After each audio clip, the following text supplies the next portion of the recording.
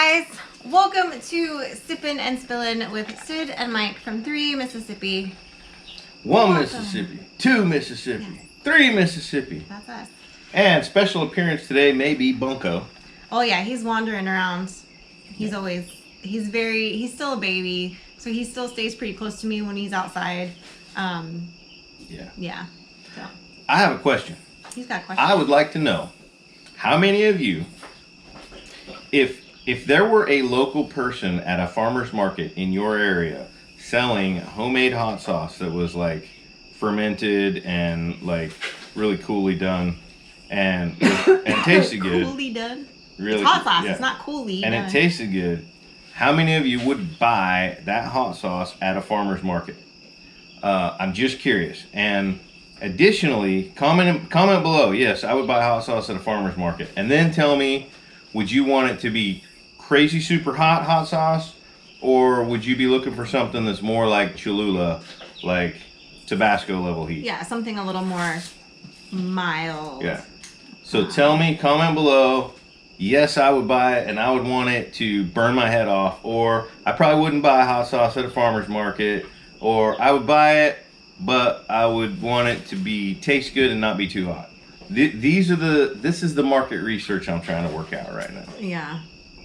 He's trying to gather his evidence so he can figure out, his life. Well, I'm kind of laying out my garden design for next year for the spring, which is like coming up fast. I mean, pepper plants I like to give them 12 weeks under grow lights before I put them out in the garden. So, figure out, hey, when's last frost?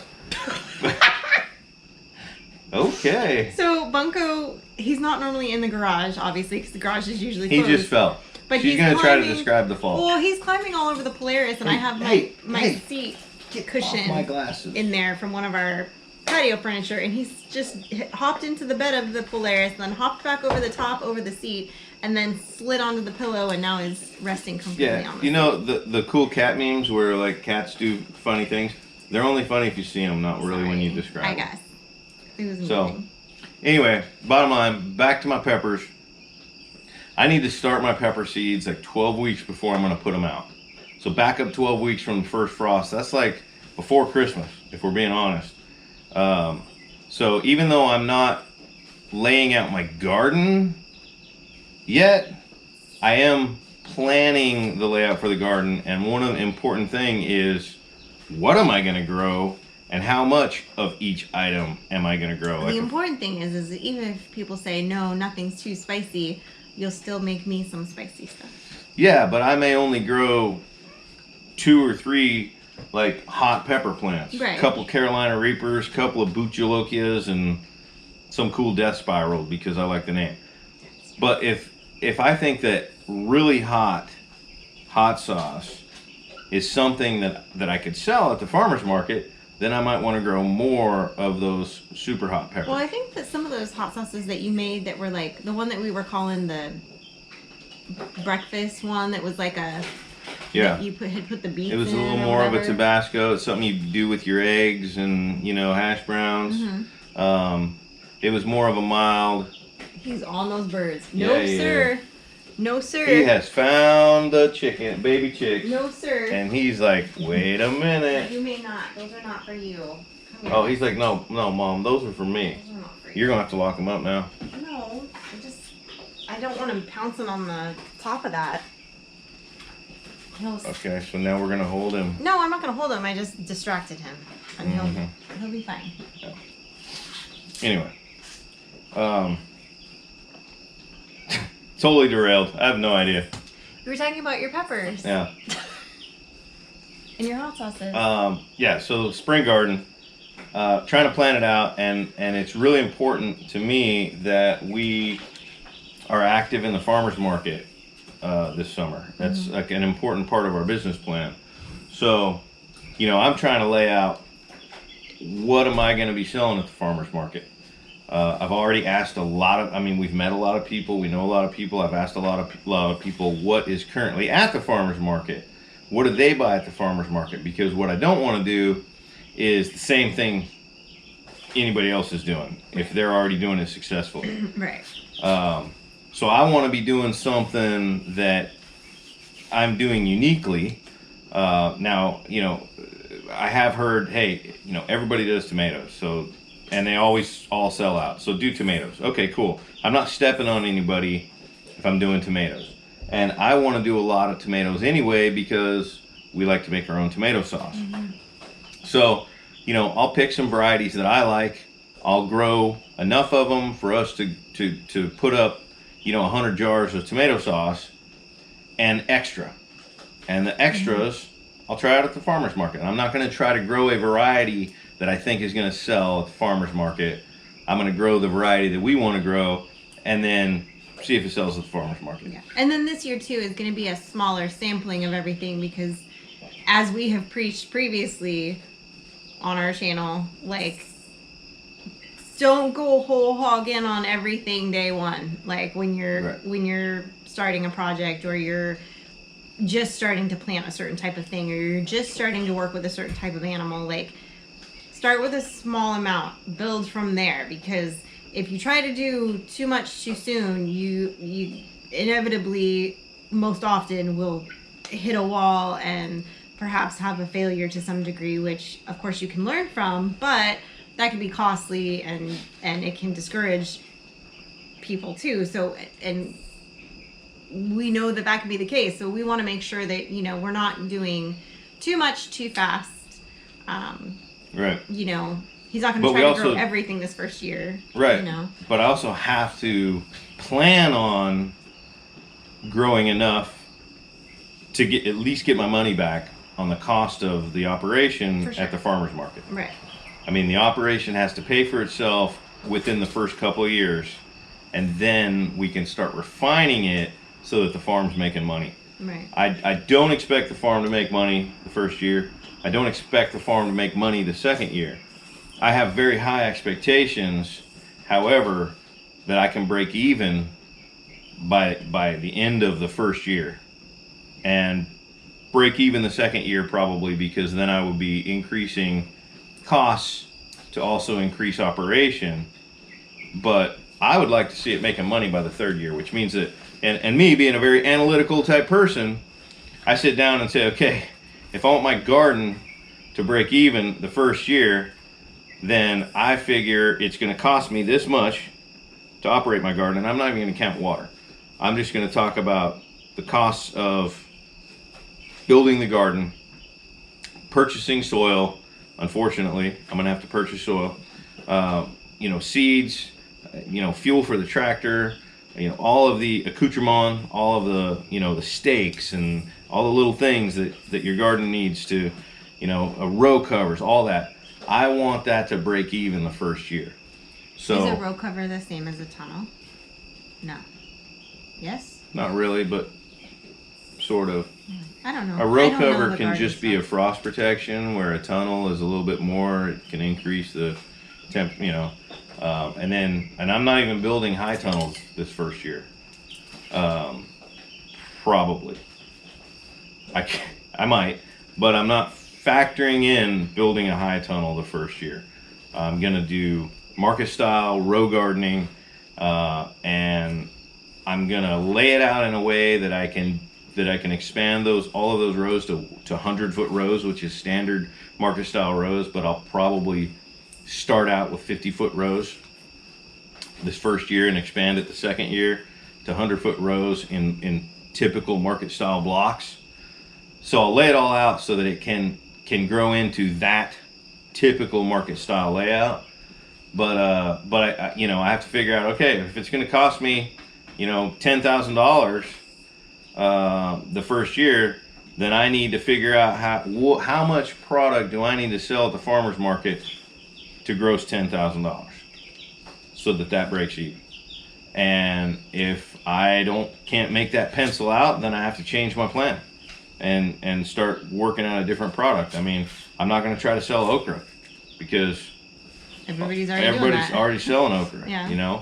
I'm not going to try to sell honey because there's already some really good sources for honey. One like really popular guy in our area that everybody calls the honey guy.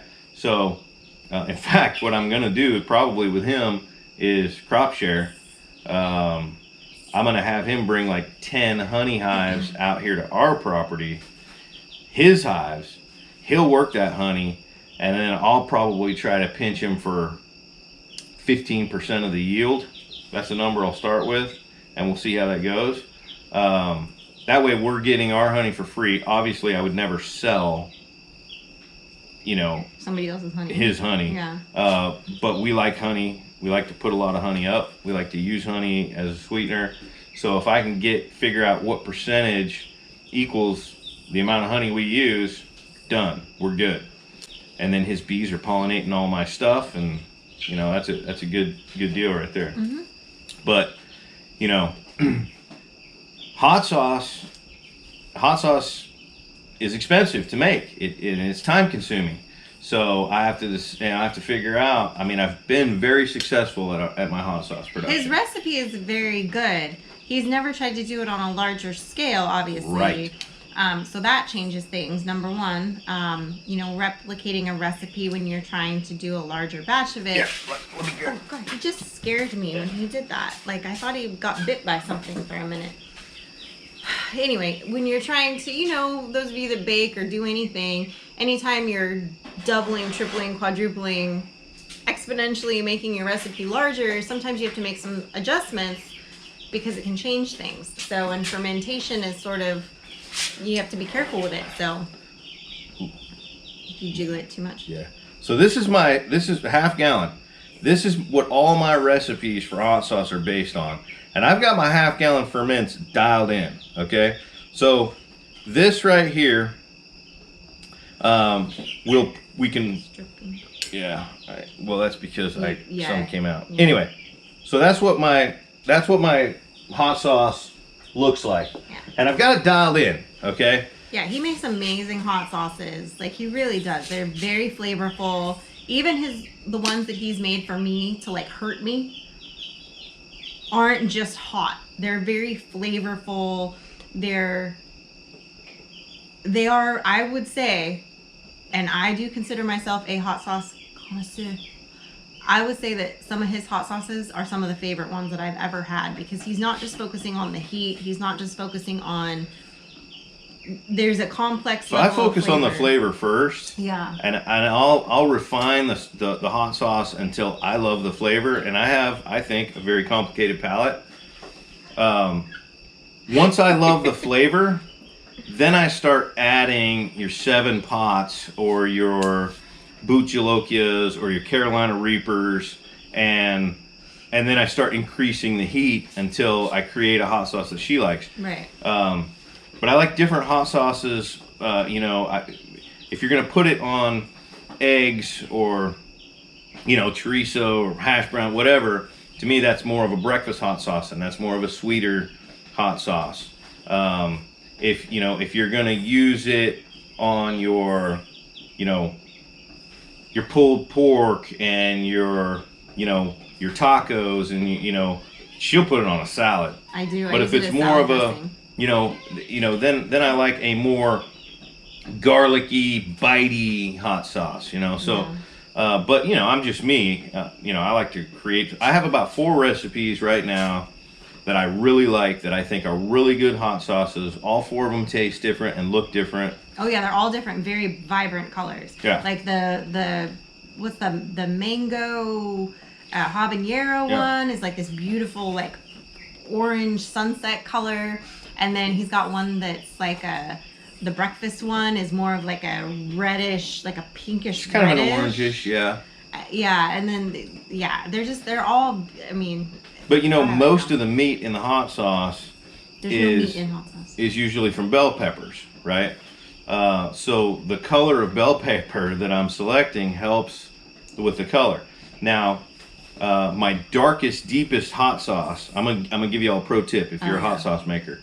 My darkest, deepest hot sauce that I make with Carolina Reaper, that is the meanest, punch you in the face hot, I actually add a couple of slices of beet to the ferment, because I didn't feel, once I refined the flavor, I didn't feel like the color matched the flavor. It didn't look like it tasted, if that makes sense. Yeah. Now it does, or when he makes it. And it was already, I felt like what might be missing was a little bit of an earthy flavor. So when I added the beets to give me the color, they added a little bit of earthy flavor, but they didn't really change the flavor profile by enough for me to be mad at it. Yeah. So I felt like, boom, it slammed that deep blood red, color in there, and I think it finished the hot sauce. So, but if I'm gonna make hot sauce on a little bit larger scale, what am I gonna go up to? Am I gonna double my each recipe and go up to gallon jars, or do I need to go up to like 3-gallon carboys? Because now I've got an entirely different type of ferment or vessel that I haven't used before. And if you mess up a ferment of a half a gallon and you get some mold growing in there, you lost 7-8 days and $5 worth of product. But if you mess up a 3-gallon carboy that's been going for 10 or 12 days, that's a bigger deal. Like that, you were counting on that product, right? Right. That might be 2 dozen jars of hot sauce. Yeah, and you're wasting a bunch of stuff you grew, and so it's just there's just going to be a little bit of so I'm half tempted to keep doing it in half gallons. Just get more half gallons and get more of the exact type of tops that I use right now for my ferment, and just do more batches. I'm dabbling with that. Yeah. Maybe I'll get a 3-gallon carboy or a 2-gallon carboy, and I'll go buy a bunch of store-bought stuff, and I'll just play with, really cheap stuff, and I'll play with a ferment. Why you gotta come over and say hi to me and make biscuits on my lap? Like, I'm not even your friend. Like, we know each other. We're acquaintances. But she's your friend. Sitting very close, and he's like, but I want to be your friend. Yeah, he's very loving. I don't understand why he wants to be my friend so bad, and I'm like, we know each other. It's cool. Like, I don't hate you. I'm not trying to let the air out of you or nothing, but I don't want to be your best buddy. He's just, he's funny. He tried to get a gopher today. So today, I attacked Mike's shop. So we talked about that the other day. With vigor. Obviously here I got this kind of squared away and under control. He's still got some boxes over there that he's got to sort through. As does he in the shed or in the shop. There's a couple boxes that were kind of still open. Yeah. Yeah. That were, you told me to leave it open. Yeah. That were miscellaneous, and but I got all of his tools in one area. I got all the animal feeders and things that have to do with that on one side. I've got all his photography stuff and fishing stuff and plant stuff broken up in different sections on the other side, and the whole middle section is now empty. So it's not just this overwhelming array of boxes. Things are sorted, stacked, and swept out. I took a bunch of trash out. I eliminated a bunch of boxes and totes and things, and made a big trash pile and got that out, and so I spent, and it was, unfortunately, when I went out there to do it, because I had some stuff to take care of this morning, when I went out there to do it, it was like the most humid part of the day, and it was humid in that shop, and these little beetle-y things that look like ladybugs that are flying everywhere were just swarming in the shop. And it was just, I was in there filming too, and I was like literally getting hit in the face with them because they were just everywhere. And Bunko, of course, hung out with me while I worked on the shop. But I was excited. I got it all done. It did not take me as long as I think he thought it was going to take. Oh no, I thought she was going to get part of the way done today. No, when she said it's done, I was like, he was like, no, it's not. And I was like, no, it is. Go look. It's done. It's done to the point that I can do it. Yeah. I can't go through your boxes of paperwork. It's done better than I thought she was going to do it. Yeah. I mean. It's well, just because I didn't think you would know what some things are. I didn't think you would know this goes over there with those tools, Hey, I've been around. I know some things. Well, you've been around. Yeah. Hey, no. Easy there, the shop. soldier. I mean, Anywho, but so it wasn't super. He opened the cupboard. He did just open the cupboard. He's living. He found the cat food. Yeah, he did. That is the cupboard where the cat food is. Yeah, This come is on, why I dude. don't normally let him in the garage, because it's like a cave of wonders for little kittens out here. But anyway, he's living his best life. But hi, yes. He's like, you're talking about me? Did you want me to come get on camera?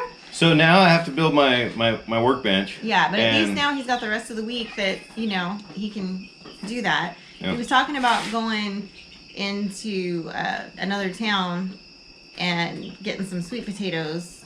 Yeah. So Yeah. I talked to a couple guys today. They got 1,000 pounds, approximately. It's a big pallet of sweet potatoes. Because right now is sweet potato season. And out here near us is like the sweet potato capital of the world. Yeah, a couple towns over in So Vardaman. yeah, so apparently over there at this place in Vardaman, you can go up there and get, like, these are all the potatoes that they just didn't. They weren't the right potatoes to sell, to go to market. They were shaped wrong. They were the wrong size. They were damaged by the machine, whatever. And people buy them for deer and just dump them in the field. Well, a lot of people can them also. So what I want to do is go get like 1,000 pounds of these sweet potatoes and hand pick through some of them and come up with enough to put like 4 cases of quart jars up, like 48 quart jars of potatoes on the prepper shelf. And then the rest, and that's going to barely take a dent out of 1,000 pounds of potatoes. The rest, I'll go dump out in silver pasture where I don't have a corn feeder, and just dump those right in the middle of the deer plot and let the deer start munching on them. Yeah. Like, And see what happens. I think that's a good idea. Yeah. So I think we might be canning sweet potatoes. yeah, so we got a video coming up pretty soon, canning sweet potatoes, probably. Maybe. Likely. See if Possibly. Yeah, potentially. I do have so Friday. Perhaps. Yeah, Friday's Maybe. video will be, you know, me working on the shop and getting that squared away. And unfortunately, we didn't really. Mike ended up working later tonight, so we didn't get to go ride the fence line this afternoon. I'm not even done working yet. Yeah. I gotta go back in and log back in. So it's kind of hard, like when he works from home and sometimes we get visitors during the day, it kind of makes it a little bit of a struggle bus sometimes. Yeah. Because I lost an hour midday today, and I didn't have the hour to lose. Like some days, okay, you know, whatever, but like today I have too much to do, so I'll be working late tonight making up for that. Well, you know, it was funny because I was talking to Jen about that. I was like, sometimes people just stop by, and I'm like, sometimes it's fine, but sometimes it's not because, you know, Mike's working, and yeah, but it is what it is. I know. Well, she was like, you could put a sign at the end of the drive that says, you know, like during the times where that will be an issue, that says like, you know, please call or text if you're just stopping by, you know, Mike's working from home or something. I was like, it's not a bad idea. No. I don't know if anybody would follow through with that, but They wouldn't even slow down to read the sign, babe. I'm like, It is what it is. yeah, I'm like, You know,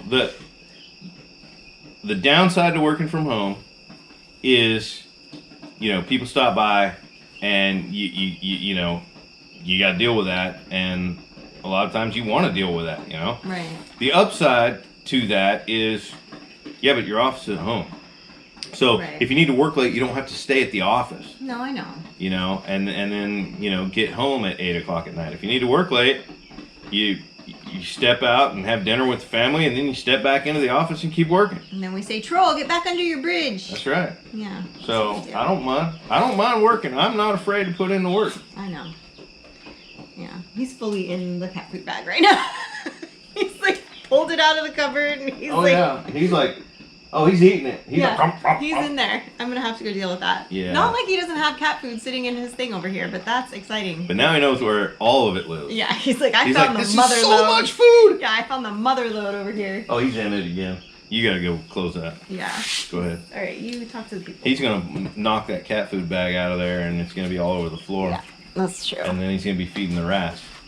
And then he's gonna say, I did that on purpose because now I can hunt rats. Mr. Bonko, Yeah. don't go So, anyway, yeah, I'm already super excited about the spring garden. This happens to me every year. About the time the time changes and the days start getting shorter, I start thinking about laying out the garden for next year, because you have to plan these things in advance.